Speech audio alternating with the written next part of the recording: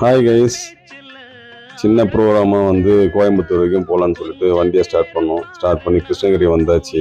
வயிறு கபகபன்னு பசிச்சது. சரி, காவேரிப்பட்டினம்ன்ற ஒரு ஏரியாவை கிராஸ் பண்ணும்போது ஒரு ஆண்டி கடையில் வந்து டிஃபன் கடை பார்த்தோம். ஸோ பார்க்கும்போதே தெரிஞ்சது இங்கே டேஸ்ட்டாக இருக்கும் அப்படின்றது. வந்து அவங்க செஞ்சுருக்கிற இட்லி சாம்பார் இதெல்லாம் வந்து வேறு லெவலில் இருந்தது. ஸோ போனவுடனே பொட்டாசி ஃபஸ்ட்டு சனிக்கிழமை கூடுச்சு.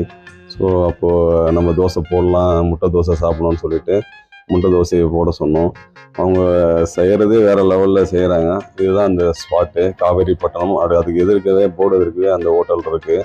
வந்தீங்கன்னா சாப்பிட்டு பாருங்கள். எல்லாமே 10 ரூபா தான், இட்லி வடை அந்த மாதிரிலாம். ஸோ ரொம்ப அருமையாக இருந்தது. இந்த ஆவாயில் வந்து வெறும் விரல்லையே எடுக்கிறாங்க, கையிலே எடுக்கிறாங்க, கரண்டி கூட யூஸ் பண்ணல. முட்டை தோசை போடுற ஸ்டைல் கூட பார்த்தீங்கன்னா வேறு லெவலில் இருக்கும். எல்லாமே டேஸ்ட் அருமையாக இருந்தது. இந்த பக்கம் விசிட் பண்ணிங்கன்னா இந்த இடத்த நோட் பண்ணிவிட்டு சாப்பிட்டு